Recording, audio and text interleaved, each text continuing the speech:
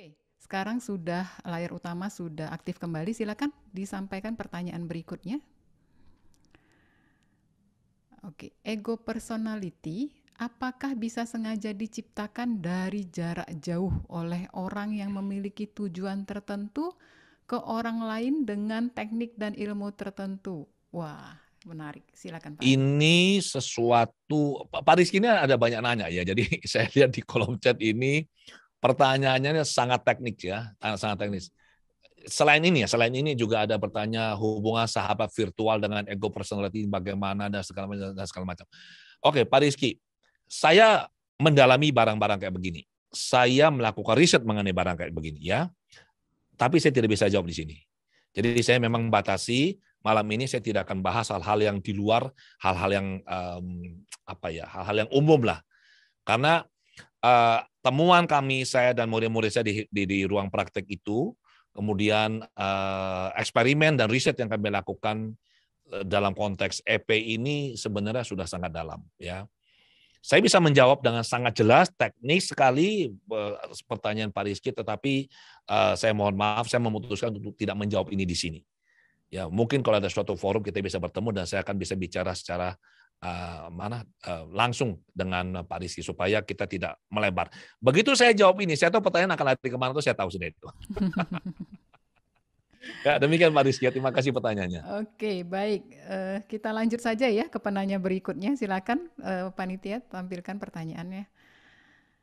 Apakah kita bisa membuat bagian diri baru yang sesuai dengan keinginan kita sehingga membuat sifat kita berubah? Wah, ini kabar Oke, baik nih Pak Adi. saran saya adalah kita jangan bikin bagian diri yang baru.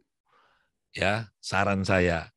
Jadi kalau kita punya, katakanlah gini loh, kita punya sebuah tim ini. Itu kan ada tim itu adalah bagian-bagian diri. Kalau kita ngundang orang dari luar, itu kan belum tentu yang di dalam senang, benar nggak? Iya, kalau yang di dalam bisa terima. Kalau nggak, bagaimana? Jadi lebih baik resource kita ya yang ada di dalam diri kita, sumber daya ini yang kita maksimalkan. Ini yang kita berdayakan. Kita gunakan untuk keberhasilan kita. Jadi secara teknis kita bisa mencipta itu. Secara teknis loh, itu bisa. Dan itu nggak sulit. Tapi ingat loh ya, mencipta sebuah EP itu seperti kita mencipta sebuah dalam tanda kutip kayak robot. Programnya apa? Harus jelas loh. Apakah isinya sesuatu yang baik atau sesuatu yang negatif. Belum lagi kita bicara nanti tujuan yang ingin dicapai oleh bagian ini akan sangat teknis ya. Saran saya jangan. Itu aja. Oke, tapi misalnya begini Pak Adi. Misalnya belajar bahasa deh contohnya ya. Dia orang ini sudah menguasai bahasa Indonesia, bahasa Inggris, kemudian dia ingin belajar bahasa Jepang. Ya, Apakah boleh saat dia belajar bahasa Jepang ini, dia menempatkan satu bagian diri baru yang tadinya sebelumnya tidak ada di dalam sistemnya untuk mengurusi dan belajar dan kemudian menguasai bahasa Jepang ini. Ini oh, contohnya. ya, itu akan muncul dan tercipta secara otomatis. Ah, oke, oke. Kalau dia tercipta secara alamiah, maka itu boleh. Oh, oke. Ya, kalau dia Oke. tercipta secara alamiah loh. Oke. Tapi kalau misalkan kita secara sengaja, Hmm. entah dengan tujuan tertentu, mencipta, saya tidak rekomen. Ya.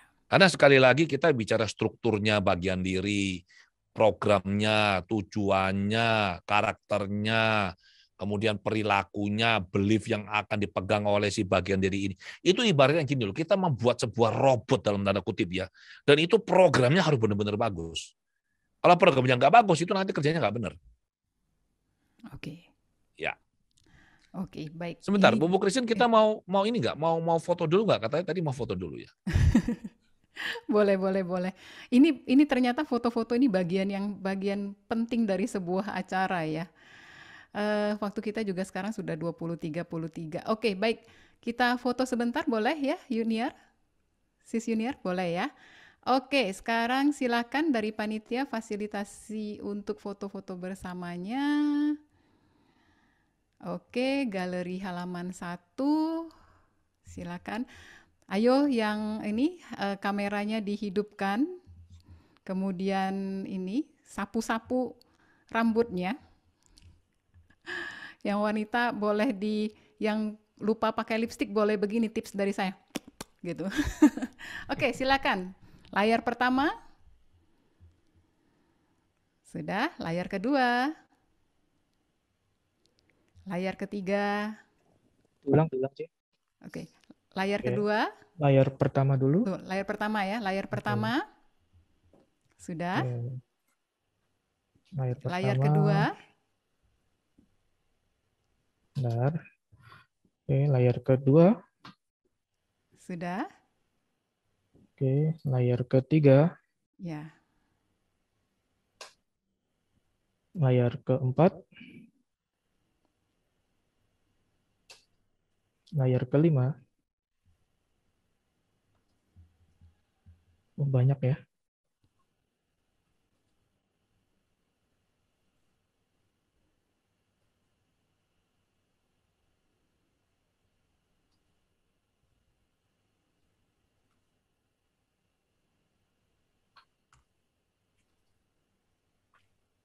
Layar 11.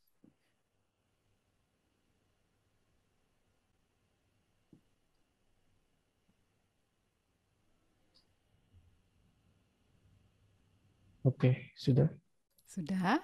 Oke, now we back to our business.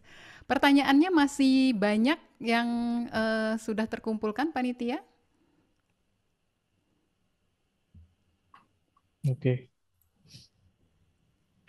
Oke, pertanyaannya masih banyak yang sudah disortir atau sudah selesai? Masih banyak ini, Cik. Masih banyak. Oke, silakan Iya. ditampilkan. Ini sudah tampil? Sudah tampil, sebentar. Bagaimana mendamaikan EP yang muncul bersamaan karena di saat bersamaan harus berinteraksi dengan orang lain, sedangkan di saat bersamaan harus menenangkan diri untuk fokus pada keadaan sekitar dan diri. Oh, maksudnya ada satu kondisi dia bersama orang lain, tapi di saat itu bagian dirinya lagi cekcok, lagi konflik, Pak Adi. Dan bagaimana cara menenangkannya? Silakan, Pak Adi. Kalau kita punya bagian diri yang pengendali ini cukup kuat, kita bisa langsung perintahkan yang ribut ini harus minggir dulu. Karena dalam suatu saat ini yang bisa aktif hanyalah satu bagian ya, dalam suatu saat ya, nggak bisa dua. Ya, dia hanya akan aktif langsung dua kalau ada gangguan berat. Jadi ibaratnya tubuhnya kita ini bagian diri hanya bisa aktif satu bagian pada satu saat, nggak bisa dua. Tapi kalau dia langsung aktif bersamaan dua, itu something ring gitu. Something wrong gitu. Jadi itu sesuatu. Nah, kalau misalkan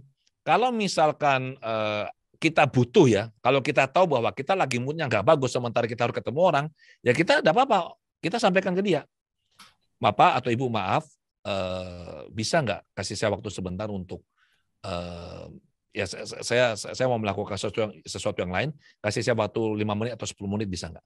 So lebih baik kita mundur, menenangkan diri dulu ya, daripada kita memaksakan diri untuk bisa berkomunikasi dengan orang pada saat suasana hati kita nggak bagus.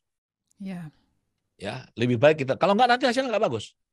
Tapi kalau kita punya skill sudah bagus, kemampuan atau keterampilan kita dalam mengendalikan bagian diri ini sudah sangat bagus, EP kita ya, maka kita bisa dengan mudah, kita minta, kamu geser nih. Saya mau kamu tidak aktif dulu, yang aktif adalah yang ini dulu, yang saya mau. Seperti itu.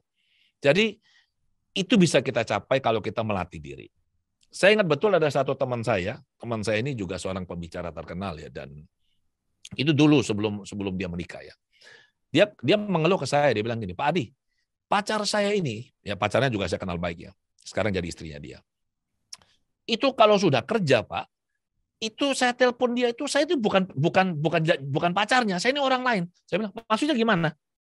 Bayangkan ini, saya telepon dia. Jadi teman saya ini memperagakan. Ditelepon, tut, ya dulu tuh belum pakai HP, masih pakai telepon biasa.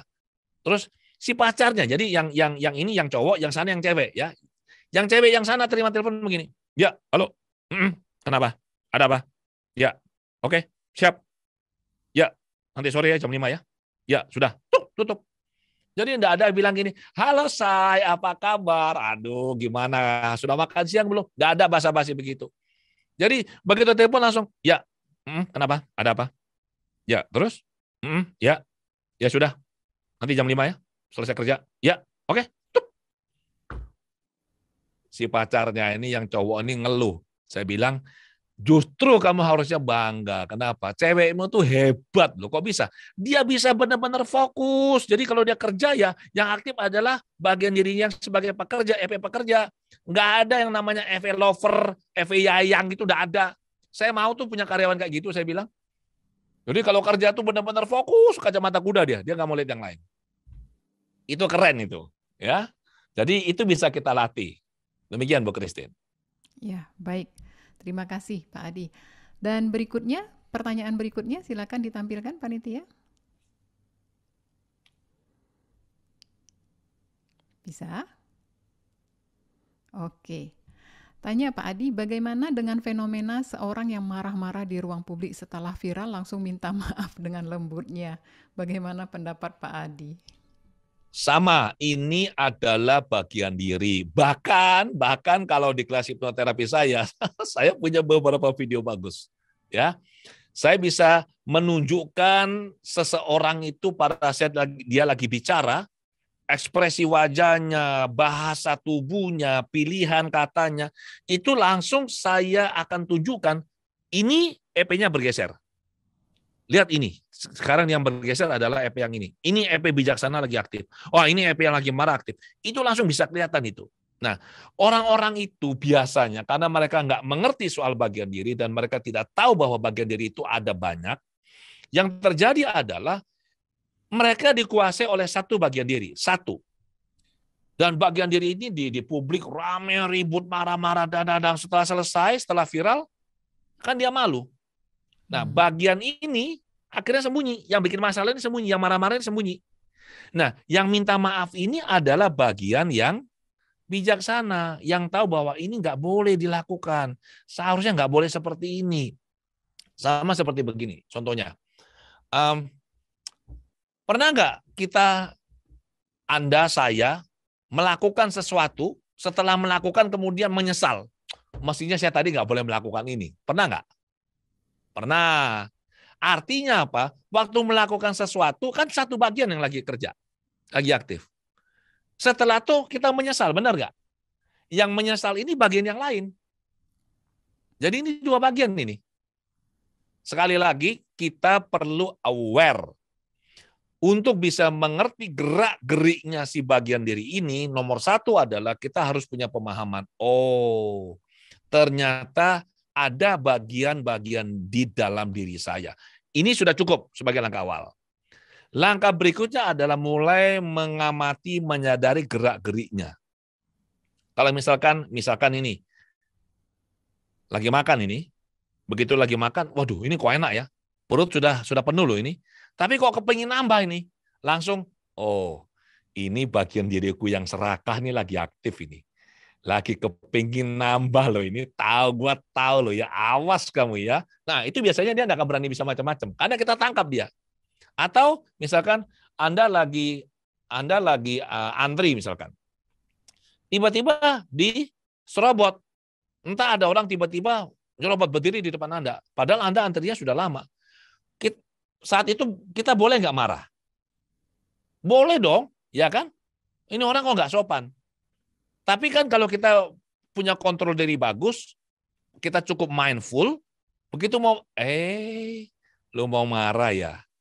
Nggak usah marah, omong aja baik-baik, kasih tahu, begitu loh. Jadi kita bisa memberikan respon yang tepat sesuai dengan kebutuhan. Ya, saya punya video-video itu, jadi biasa di grup percakapan, ada viral dibagikan, itu biasa saya save itu buat contoh. Teman-teman pernah nggak nonton ada video singkat di mana ada seorang yang badannya besar sekali, tapi begitu mau divaksin dikasih jarum suntik, wah, pernah ketemu itu? Banyak. Langsung teriak-teriak, benar nggak? Benar. Nah, itu yang lagi aktif adalah EP anak kecil itu. EP mungkin 4 tahun, 5 tahun yang dulu waktu dia jarum suntik, dia ketakutan, dipaksa dikasih vaksin atau disuntik pantatnya. Jadi dia sekarang ketakutan. Jadi sebenarnya ini hal yang biasa saja kalau kita sudah ngerti ya. Demikian Bu Christine. Iya. Jadi sebenarnya pengetahuan tentang bagian diri yang ada di dalam diri kita, kita juga bisa mengetahui, memahami bahwa orang lain pun sebenarnya juga punya banyak bagian diri dan kita perlu memaklumi bahwa pada saat itu yang aktif adalah bagian diri tertentu. Pada Ya. waktu berikutnya adalah bagian diri yang lain. Maka kita tidak perlu merespon bagian diri tadi katakanlah yang si A itu berkelanjutan misalnya. Ya. Si A adalah bagian diri yang kasar dari si individu atau lawan bicara kita. Ya. Kemudian setelah dia selesai, si A bagian diri ini selesai ngomong, si individu ini sudah menyesali perbuatannya. Ya. Patutnya kita merespon yang menyesali ini juga. Jadi kita tidak perlu merespon atau bereaksi terhadap si A bagian diri ini terus-menerus karena ini akan buruk bagi kitanya ya Pak. Benar begitu ya Pak Benar, Adi? benar. Jadi Kalau ini Hah? silakan Pak Adi. Dengan kita mengerti ini, kita tidak lagi perlu kayak bereaksi berlebihan lah. Ya. Jadi kalau misalkan ada orang yang kita tahu selama ini orangnya baik, orangnya lembut, orangnya sopan, ya bijaksana, kok tiba-tiba suatu hari itu dia meledak. Nah, yang ngerti bagian diri atau EP langsung, oh, berarti dalam dirinya dia ini ada loh bagian diri yang liar seperti gini, cuma selama ini tidak keluar ini. Ya. Nah, jadi kita mengerti, kita tidak langsung serta-merta menyalahkan, ya. Atau begini, biasanya begini. Ini cerita soal kasus-kasus rumah tangga ya. Jadi ada seorang istri bilang gini, aduh Pak Adi, saya ini susah, kenapa Bu? Suami saya ini lupa selingkuh, saya bilangnya. Terus dulu Pak, waktu kami masih susah, suami saya itu baik Pak, di rumah setia, nemenin, tidak pernah kemana-mana. Sekarang setelah suami saya itu berhasil, kami hidupnya sudah enak, sudah mapan, sudah ada uang banyak. Suami saya itu tidak pernah di rumah Pak, keluyuran sini sana, ya. Pokoknya suami saya nakal deh. Ternyata uang tuh bisa mengubah seseorang ya. Saya ketawa, saya bilang, Ibu, uang tuh nggak bisa mengubah orang Bu. Uang itu mengungkap karakter asli orang itu. Suami ibu tuh dari dulu sebenarnya nakal, tapi karena dulunya nggak ada duit, nggak bisa macam-macam. Kalau dia dari dulunya baik, mas sampai sekarang uangnya banyak tetap baik, saya bilang. Jadi uang itu tidak akan merubah orang. Uang itu akan mengungkap karakter asli orang itu. Sama seperti orang yang dulunya baik, tiba-tiba dia dapat uang banyak, dia berubah. Atau dia punya power, punya posisi atau jabatan yang penting, yang memberikan dia power besar. Orang itu tiba-tiba bisa berubah loh. Yang kita sadari adalah dia berubah karena EP yang tadinya dorman itu muncul. Ya, nah sama juga kayak orang mengalami post power syndrome. Wah, dulu kerja posisinya tinggi, jabatannya tinggi, disanjung-sanjung orang, dihormati. Begitu dia berhenti dari posisi itu, biasanya udah sampai 2 tahun, 3 tahun selesai dia. Kenapa? Dia stres. Yang stres itu adalah apa? Bagian diri yang suka disanjung-sanjung. Yang tidak bisa lepas dari kondisi sebelumnya, masih melekat pada kondisi sebelumnya gitu loh. Demikian Bu Christine. Nah, silakan Bu Christine tadi mau bicara apa tadi? Sorry kepotong tadi. Iya, oke. Nah, ini kan tadi sempat Pak Adi singgung soal bagian diri dan dalam kehidupan rumah tangga. Nah, ini yang sering sekali dialami ya, baik para suami pun mau para istri lah. Terutama kalau ini versi yang saya ceritakan adalah yang istrinya. Di mana suaminya itu malah rebutan mainan sama anaknya. Bagaimana ini kan sering sekali terjadi dalam rumah tangga. Dia tidak melihat sosok suami, dia tidak melihat sosok ayah bagi anaknya, tapi dia melihat malah bisa tengkar loh ayah dan anak ini hanya urusan bermain bersama, misalnya main game barengan. Ini bagaimana si istri harus menyikapi hal seperti ini, Pak Adi? Oke, sekarang begini. Seringkali ya kita lihat, ingat ya, jadi di dalam diri kita ada banyak bagian diri ya. Dan itu bisa bergeser-geser mengikuti situasi. Ya, sebelum saya menjawab ini tadi ada yang nanya, bagaimana dengan kolerik, melankoli, sanguin, flegmatik? Itu bagian diri, itu EP. Saya tipenya apa yang dominan? Kolerik. Flegmatik ya. Kalau lagi tidur. Jadi saya kolerik. Satunya lagi apa? Melankoli. Saya kolerik melankoli, bukan kolerik sanguin. Tapi kalau saya di ruang praktek, itu saya akan sangat phlegmatic melankoli. Hmm. Jadi saya perlu sabar. Melankolisnya itu detil. Saya mendengar apa yang disampaikan oleh klien, bahasa tubuhnya, diksi, pilihan katanya, kemudian bagaimana mimik wajahnya, ya saya lihat air matanya.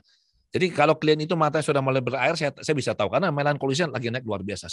Saya naikkan secara sadar, ya. Nah, itu bisa kita setel sesuai kebutuhan.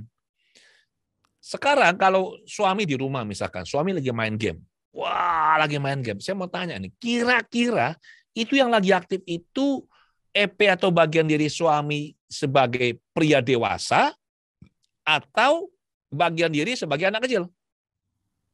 Sebagai Anak kecil. Makanya kalau dia sebagai anak kecil lagi main game, terus anaknya yang memang kecil datang main, kira-kira dia kasih atau dia marahin? Dia akan marah. Dia Karena marah, mainannya dia nggak mau direbut. bagi. Karena anak kecil ini lagi asik tidak mau berbagi dengan anak kecil yang lain. Nah, si istri yang tidak mengerti apa yang dia lakukan. Marah si istri. Udah tua bangka begini, sikap seperti anak kecil, nggak mau ngalah sama anaknya sendiri. Papa model apa? Loh, itu saat itu yang lagi aktif adalah EP anak kecilnya. Ya normal, dia tidak mau kasih gamenya ke anaknya. Jadi kalau seorang istri mengerti konsep ini, oh ini yang lagi aktif ini adalah si EP anak kecilnya ini. Nah kalau istrinya ngerti, digeser tuh EP-nya. Supaya yang lagi aktif itu adalah diri si suami sebagai pria dewasa. Setelah digeser, ada tekniknya ya. Setelah berhasil digeser, barulah bilang begini, Pak, mainannya itu kasihkan sama si Dedek ini. Dedek mau main. Suaminya tuh langsung, oh ya sudah main. Dengan ikhlas dan baik dia akan kasih. Tapi selama belum digeser mah bisa ribut, berantem itu. Seru tuh kalau kayak begini nih, kalau dengar cerita ibu-ibu ini. Seru nih. Iya. Nah, supaya berimbang juga saya ceritakan yang versi bapak-bapak juga ya. Kalau tadi kan sudah versi si istri yang gemes sama perilaku suaminya yang berubah jadi anak kecil. Nah, kalau Anda para pria ya, suami-suami melihat istri Anda suka belanja karena dia kepengen barang yang baru, itu adalah diri anak kecilnya yang suka punya barang baru kan? Anak kecil Ya. suka punya barang baru untuk dibanding-bandingkan. Nah, saat itu istri Anda sedang berubah menjadi anak kecil. Anda perlu menggesernya. Nah, ada pertanyaan di kolom komentar, bagaimana cara menggesernya, Pak Adi? Nah, ini yang tanya si David ini ya, sudah ikut KLT dia, saya akan ceritakan di sini. Biar EP penasarannya aktif dia. Oke.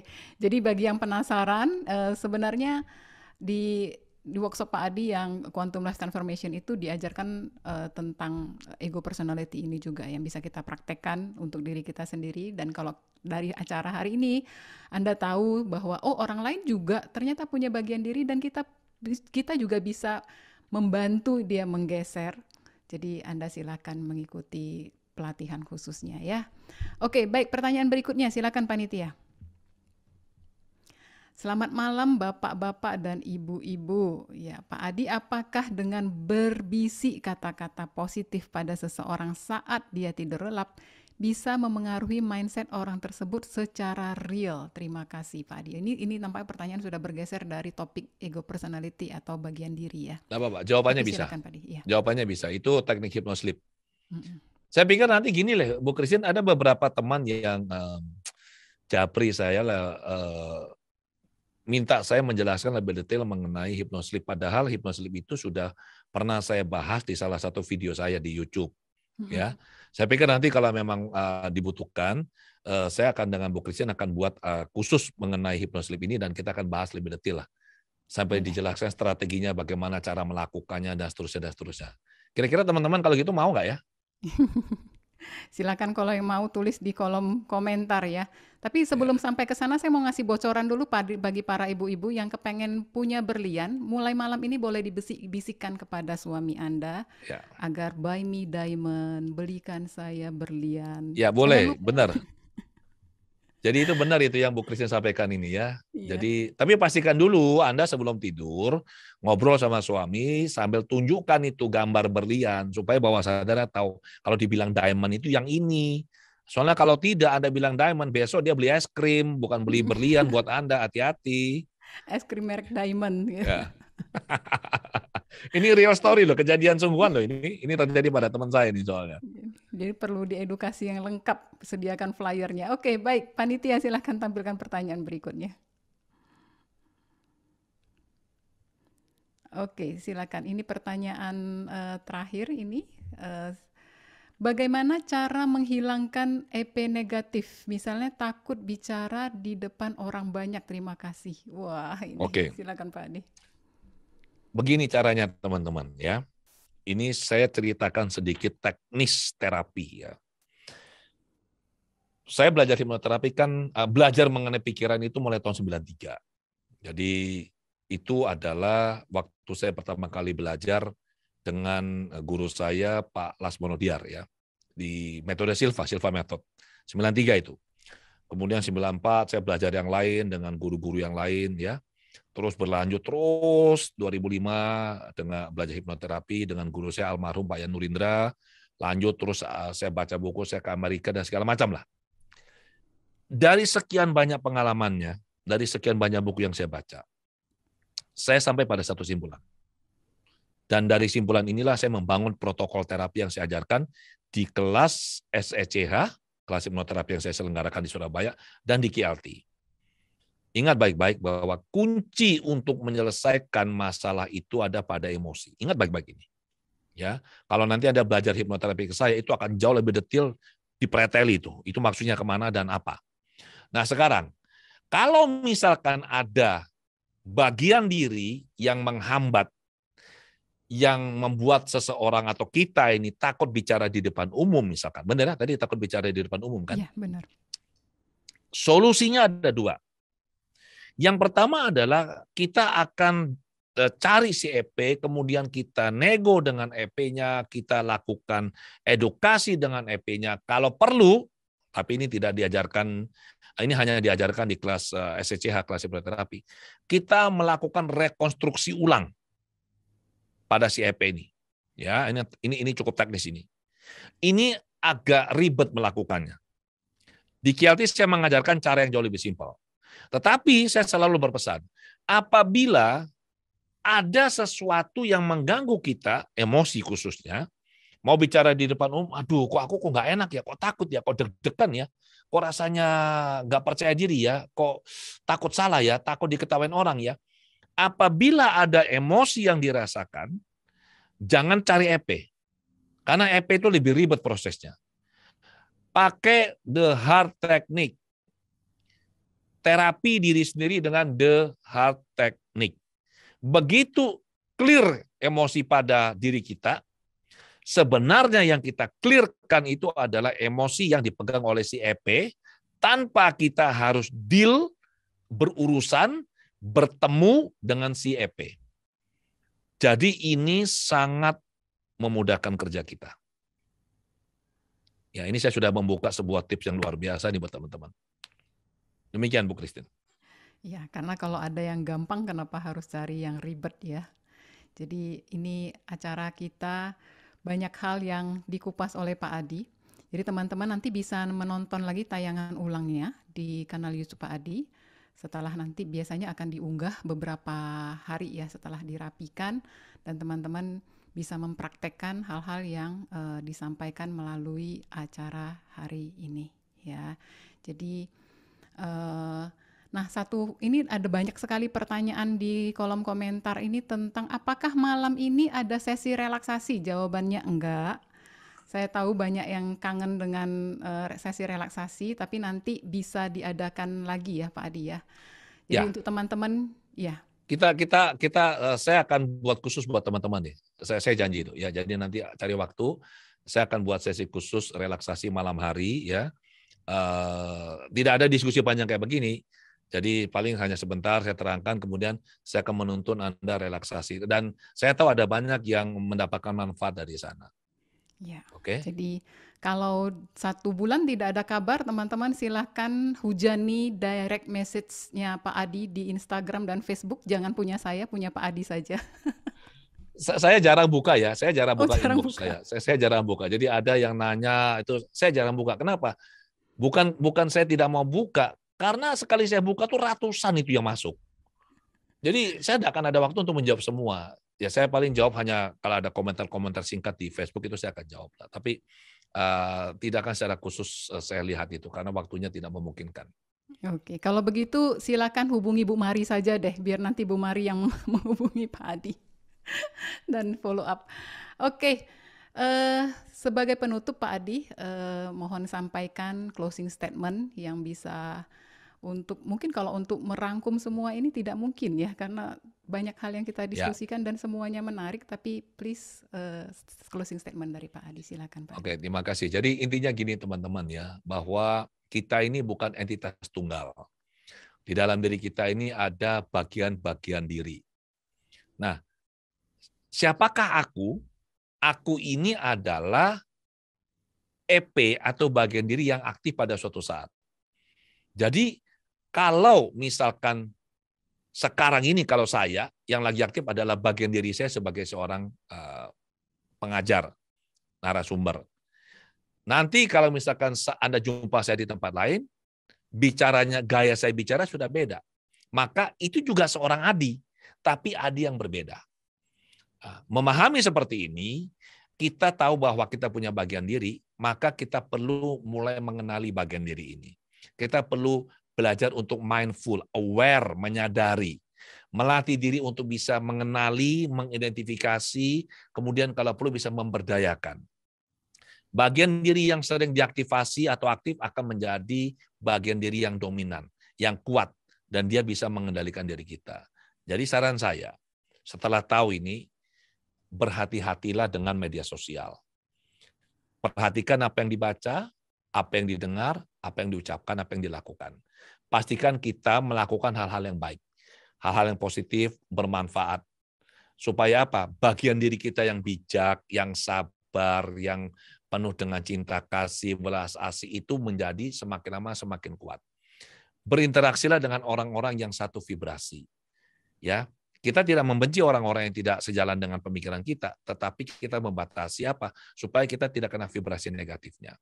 Nah, dengan demikian kita bisa menjadi orang yang lebih tenang. Ya, kalau misalkan ada bagian diri yang memang terluka dan butuh bantuan, ini kita perlu lakukan proses untuk membantu dirinya dia. Bisa dengan edukasi, bisa juga dengan teknik untuk menghilangkan emosi yang dia pegang. Banyak yang bilang begini, sebenarnya kita yang dewasa ini, usia yang dewasa ini, itu lebih sering merefleksikan apa yang terjadi dulu di masa lalu. Jadi kalau kita di masa kecil ada muncul EP-EP yang baik, maka kita setelah dewasa ini, EP-EP ini akan juga berbuat banyak baik, hal-hal baik untuk kita. Tapi kalau di masa kecil itu dulu karena sesuatu hal, saya tidak tahu apa yang terjadi ya, setiap orang pasti punya pengalaman ini, ada hal-hal yang kurang baik terjadi, yang mungkin sesekali muncul dalam pikiran dan itu membuat perasaan gak nyaman, mungkin ada pengalaman traumatik atau trauma, yang lain-lain, ini perlu dibereskan. Dengan ini dibereskan, kita menjadi orang yang jauh lebih baik. Itu yang saya bisa sampaikan, semoga bermanfaat. Terima kasih untuk teman-teman semua. Terima kasih untuk Bu Mari, Yuniar, dan juga Ibu Christine. Saya kembalikan kepada Ibu Christine. Terima kasih. Oke, baik. Terima kasih banyak Pak Adi atas waktunya, atas ilmunya yang dibagikan malam ini. Teman-teman silahkan memberikan tombol clap hand di reaction kepada Pak Adi, dukungan, dan semoga Pak Adi berkenan untuk mengisi acara-acara serupa dan memberikan inspirasi dan edukasi kepada masyarakat secara terus-menerus. Terima kasih banyak Pak Adi atas kehadirannya, dan terima kasih juga kepada panitia Ibu Mari yang sudah hari ini mempercayai saya untuk memoderasi kegiatan atau acara kita malam hari ini. Saya Christine Liu undur diri dan saya menyampaikan terima kasih banyak sekali lagi, dan saya mohon maaf apabila ada perkataan dari saya yang kurang berkenan untuk Anda dengarkan, dan kita akan bertemu di lain kesempatan.